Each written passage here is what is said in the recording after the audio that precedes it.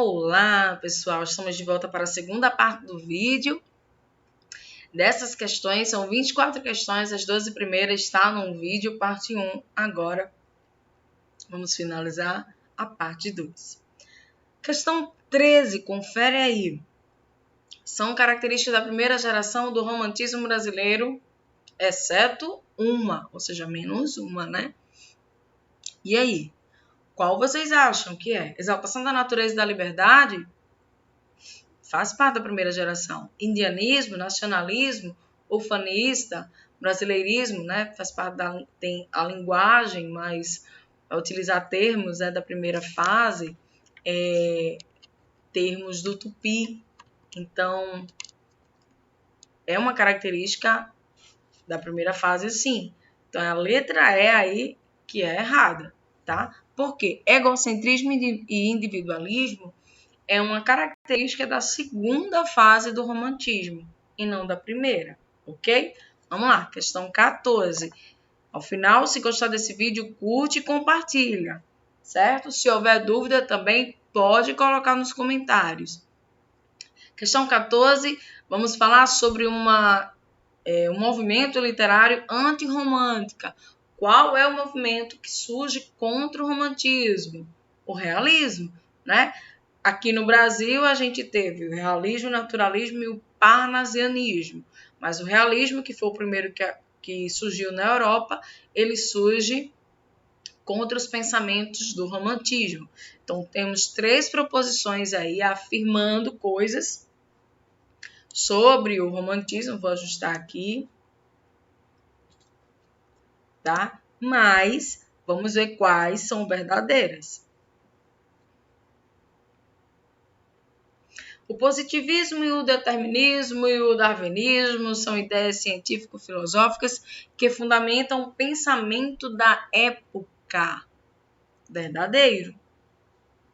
Inclusive, influencia não só o realismo, mas o naturalismo também e o parnasianismo. Proposição 2.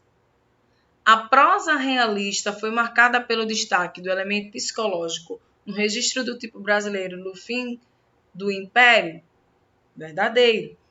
Se você tem dúvida ainda sobre o realismo e naturalismo, assista a minha aula aqui no canal sobre esses movimentos literários. E aí você vai entender a diferença do realismo e naturalismo, apesar de terem acontecido ao mesmo tempo. Então, o elemento psicológico é muito forte no realismo. 3. Nos romances escritos após 1880, Machado acentua a crítica à sociedade da época, assumindo uma fina ironia quando focaliza questões como casamento, adultério, exploração do homem pelo próprio homem. Verdadeiríssimo, é o que ele mais faz, gente. Machado de Assis, ele tem uma fase romântica, né? E ele começa a perceber que não é muito a praia dele esse mimimi de finalzinho feliz, de subjetividade idealizada, e sim aquilo que é real. Ele é um autor imprevisível, isso é muito peculiar no realismo, e os personagens também serão imprevisíveis, tá? Então, a gente tem aí a alternativa todas estão corretas, beleza? Vamos para a questão 15. Assinale a alternativa em que se encontra a característica da prosa do realismo, ainda sobre o realismo. Objetivismo, subordinação dos sentimentos a interesses sociais. Vocês entendem o que seria isso? O casamento por interesse, continuar casado também por interesse, você querer estar num patamar financeiramente falando, né, socialmente falando, e você faz tudo o que for preciso, né, para estar ali. Então, há uma subordinação também de sentimentos por conta disso. Críticas às instituições decadentes da sociedade burguesa. Sim, e uma das instituições que eles mais criticam é o casamento. É visto como uma instituição decadente, porque as pessoas traem, há muito adultério, e mesmo assim elas demonstram como se estivessem felizes, né? Enfim, isso é uma crítica muito comum no realismo.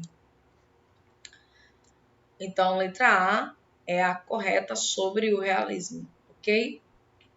Quando você tem, por exemplo, na letra B, idealização do herói, a gente está falando sobre o romantismo. A letra C, idealização da mulher, romantismo. Letra D, linguagem metafórica, romantismo. Protagonista como anti-herói, sentimentalismo, romantismo. Na letra E, impasse amoroso solucionado pelo final feliz. Né? Por exemplo, a obra Senhora, de José de Alencar, é uma obra romântica. E ela tem muitas características realistas, porque tem, assim, as personagens acabam sendo um pouco imprevisíveis, né? Agora eu tenho um personagem principal, uma mulher que era pobre e se torna rica, paga para casar, e acaba fazendo uma crítica à sociedade em relação a isso, mas o final é qual? O final é feliz. Então, essa é uma obra romântica. É como se ela quisesse sair do romantismo, mas o romantismo está nela, não tem como. Tá? Portanto, 15, letra A. 16 vai ser baseado nesse texto, A Pátria, de Olavo Bilac. Então, quando eu tenho Olavo Bilac, lembre-se, eu já tenho um parnasianismo, mas vamos ver o que ele vai pedir no enunciado, né? Ele vai pedir sobre o discurso poético de Olavo Bilac, que vai ecoar nesse projeto aí, na medida em que, então é preciso, nesse caso, com certeza, ler o texto. O texto aqui não está como um pretexto para fazer a gente se cansar, não. Ele vai ser utilizado na interpretação das alternativas, ok? Então vamos lá. Ama com fé e orgulho a terra em que nasceste, criança, não verás nenhum país como este. Olha que céu, que mar, que rios, que floresta. A natureza aqui perpetuamente em festa. É um seio de mãe a transbordar carinhos, vê que vida há no chão, vê que vida há nos ninhos que se balançam no ar entre os ramos inquietos, vê que luz, que calor, que multidão de insetos, vê que grande extensão de matas onde impera, fecunda e luminosa a eterna primavera.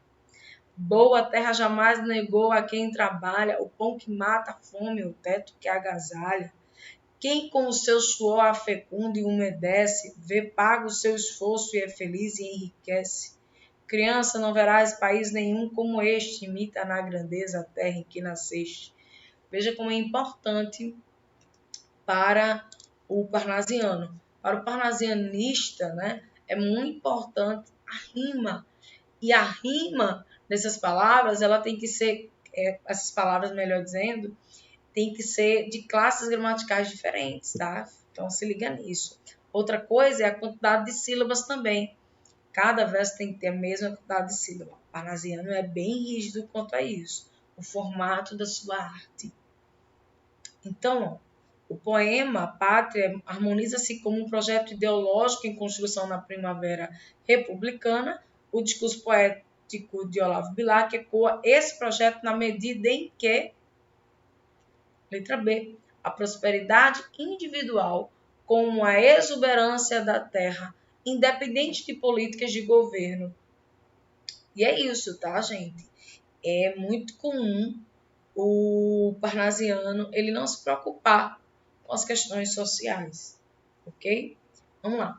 Para as questões 17 e 18, a gente tem um outro textinho aqui do Olavo Bilac. Tosse, aprimora, alteia, lima.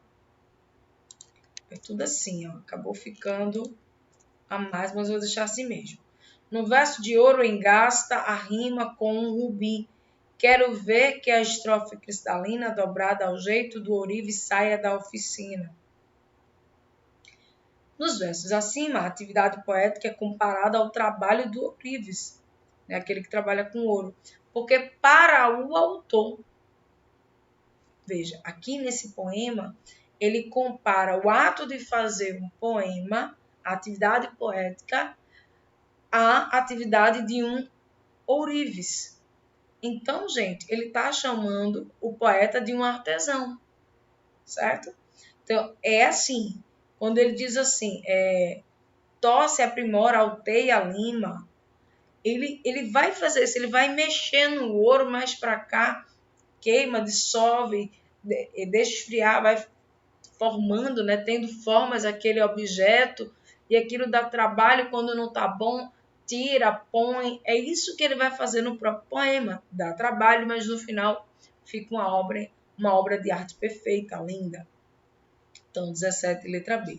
Para o mesmo texto, 18, pode-se inferir do texto que para Olavo Bilac o ideal da forma literária é a libertação, a estrofação, a rima, a perfeição.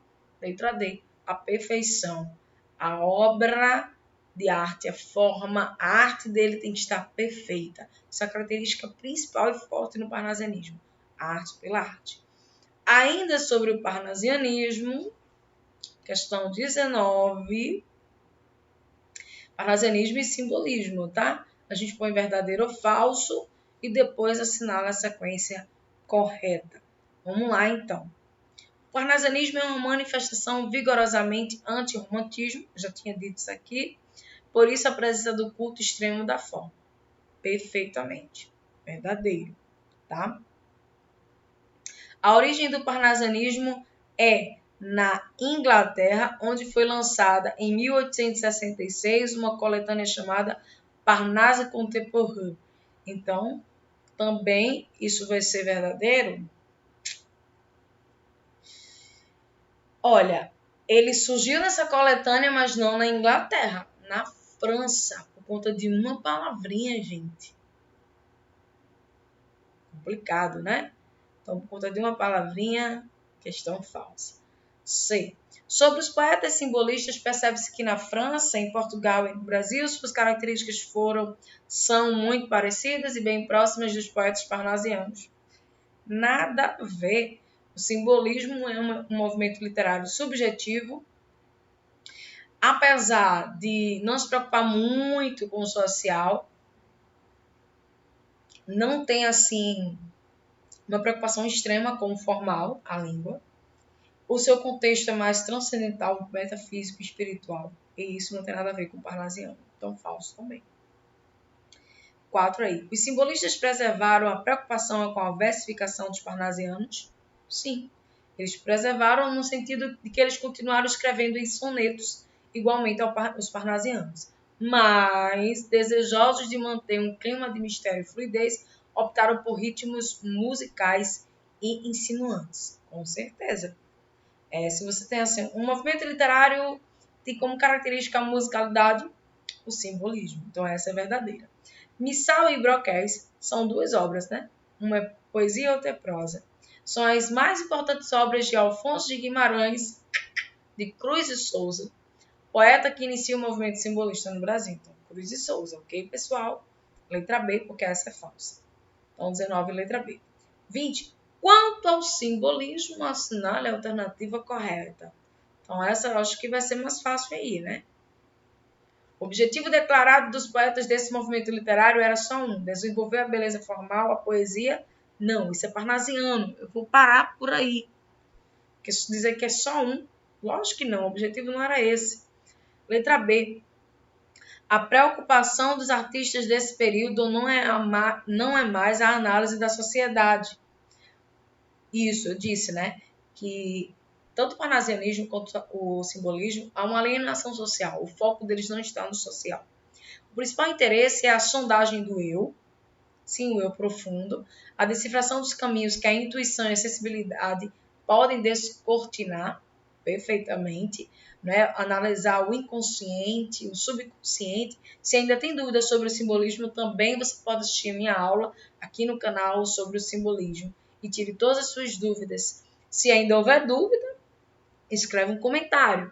Mas lá, apesar de ser uma aula rápida, né, deve ter em torno aí de 20 minutos, vai atender todo o contexto do simbolismo, ok? Continuando. A busca é do elemento místico, não consciente, espiritual e imaterial? Sim. Então, questão 20, letra B de bola. Vamos para a questão 21. São todas características do pré-modernismo, exceto uma. É considerada a literatura pré-modernista tudo o que, nas primeiras décadas do século XX, problematiza a realidade social e cultura do Brasil. Sim. O pré-modernismo, apesar de não ser uma escola literária, ele é uma transição, né? E é tudo aquilo que aconteceu antes do modernismo. Não tinha esse nome ainda, mas como o modernismo se descobriu modernista, modernismo moderno, então se denominou que antes o que aconteceu, né? Aconteceu antes dele, após o simbolismo e antes do modernismo, vai ser chamado de pré-modernismo.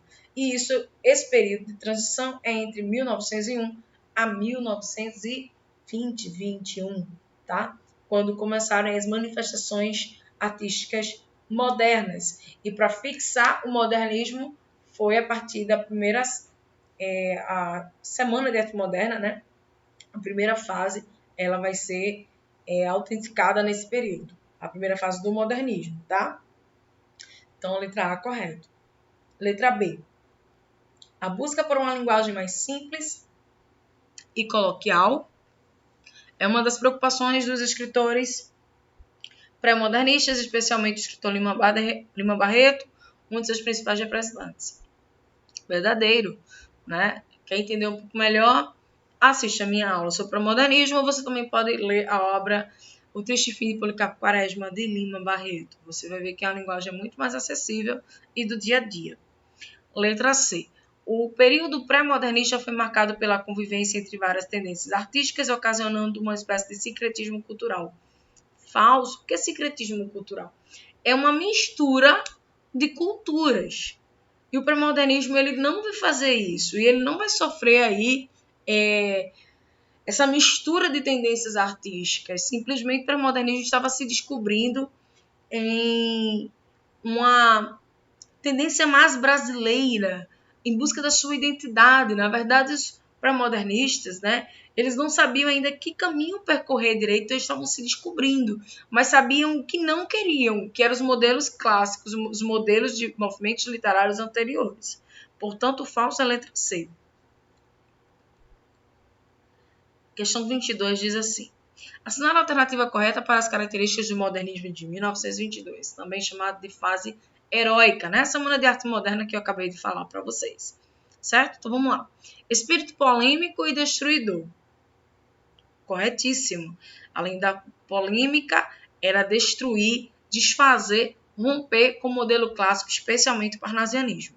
Valorização poética do cotidiano, sim, isso já desde o pré-modernismo. Nacionalismo, sim, aí a busca pela identidade do Brasil.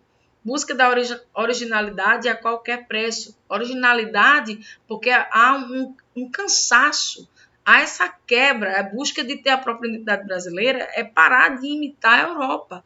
Todos os movimentos literários vieram de lá para cá, assim como o modernismo, mas quando o modernismo veio para cá, ele veio com uma pegada brasileira, uma visão, uma perspectiva brasileira, né? A busca da identidade. E ao contrário do romantismo, que também buscou essa identidade brasileira, o modernismo consegue essa identidade, que é a miscigenação de raças, de culturas, a linguagem mais coloquial, né? A quebra aí da poesia clássica, sonetos, métrica perfeita, a mesma quantidade de sílabas. Aí é uma quebra. No modernismo, você pode escrever como você quiser, o importante é que haja valorização dos povos, dos marginalizados, do verdadeiro brasileiro, da língua do dia a dia, ok?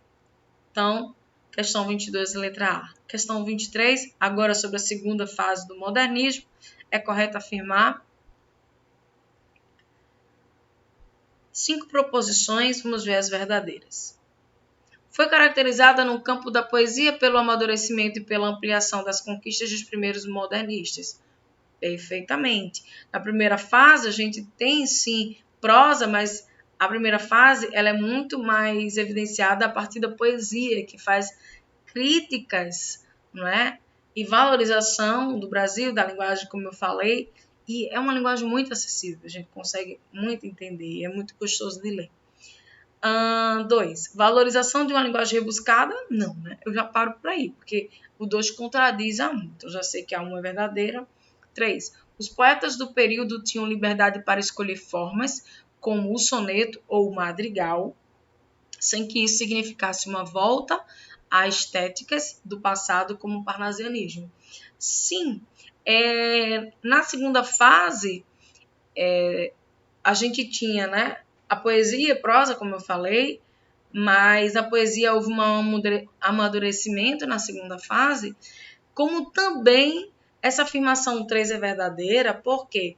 Porque o modernismo ele prega a liberdade de expressão. Como é que eu posso ser livre se você está me proibindo de fazer tal coisa?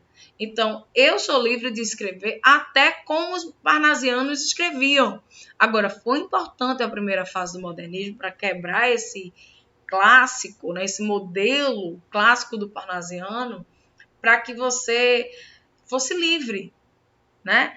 E então foi importante essa ruptura, porque o parnasiano era assim, era uma poesia só para elite, bitolada, entre quatro paredes, academicista.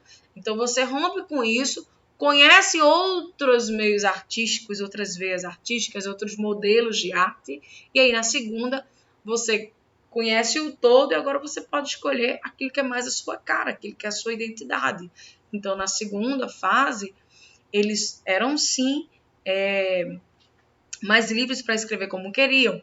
Uma prova disso é Vinícius de Moraes, não é? Que escrevia em soneto, como parnasiano, mas o foco dele não estava apenas só na linguagem, e sim no conteúdo desse poema. Tá? Número 4. Valorização do conteúdo sonoro e visual, disposição assimétrica dos versos no papel, possibilidade de diversas leituras através de diversos ângulos. Não, isso é uma característica muito comum do simbolismo. Não foi comum na segunda fase. Quinto, no plano temático, a abordagem do cotidiano continuou sendo explorada. Sim, segunda fase fala principalmente sobre o Nordeste, né, brasileiro. E aí tem uma característica muito forte do regionalismo na segunda fase. Mas os poetas voltaram-se também para problemas sociais e históricos, além de se manifestarem inquietações existenciais e religiosas que ampliaram as proposições da fase anterior. Perfeitamente. Então, 23, letra B, 1, 5 e 3 estão corretas. Questão 24 e última, fica até o final, tá? Se houver dúvida, põe nos comentários. Leia os textos abaixo e responda. Há um trecho aqui sobre a obra Morte e Vida Severina, de João Cabral de Melo Neto. Cabral, com essa obra magnífica, é um autor da terceira fase do modernismo, geração de 45. É um auto de Natal, né, gente? Então, você pode ler essa obra. Indico também um curta-metragem de animação. Tem um filme, mas tem um curta-metragem no YouTube, bem rapidinho, para você entender mais ou menos como essa obra e conseguir responder qualquer questão sobre ela. O meu nome é Severino, não tenho outro de pia, como há muitos Severinos, que é santo de Romaria, deram então de me chamar Severino de Maria. Como há muitos Severinos, com mães chamadas Maria, fiquei sendo o da Maria do final do Zacarias. Mas isso ainda diz pouco. Há muitos na freguesia, por causa de um coronel que se chamou Zacarias e que foi o mais antigo senhor desta Sesmaria. Como então dizer quem fala, ora vossas senhorias. No texto 2, um texto de Sequim, ele diz, João Cabral, que já emprestava sua voz ao rio, né, porque Morte e Vida Severina vai falar da trajetória de Severino do sertão até o Recife procurando uma proposta de vida melhor, emprego, né, e ele só encontra morte.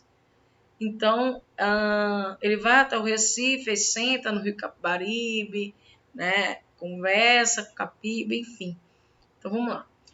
Transfere aqui ao retirante Severino, que, como Capibaribe, também segue no caminho do Recife. A autoapresentação do personagem na fala inicial do texto nos mostra um Severino que, quanto mais se define, menos se individualiza, pois seus traços biográficos são sempre partilhados por outros homens, outros Severinos que vão passar pelo mesmo ciclo. Né? Inclusive, quando ele, enfim, chega a Recife, apesar também de lá encontrar a morte, vê a mesma situação que ele passou ao longo de todo o caminho, né? Nasce o filho de Capiba, que aí o bebê ele vai simbolizar não só o nascimento da esperança, mas o nascimento de Cristo, numa época aí natalina, que é a simbologia, né, religiosa cristã de esperança de vida. Tem aquele que vai trazer vida à sociedade.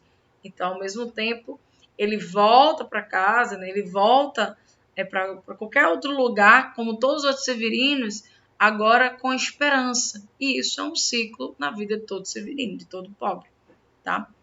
Com base nesse trecho de Morte e Vida Severina, texto 1 e análise crítica do texto 2, observa-se que a relação entre o texto poético e o contexto social a que ele faz referência aponta para o problema social expresso literariamente pela pergunta: como então dizer quem fala, ora a vossas senhorias? A resposta a essa pergunta, expressa no poema, é dada por meio da descrição minuciosa dos traços biográficos do personagem narrador, construção da figura do retirante nordestino como um homem resignado com a sua situação, representação na figura do personagem narrador, de outros severinos que compartilham sua condição. Nossa, gente, tão somente.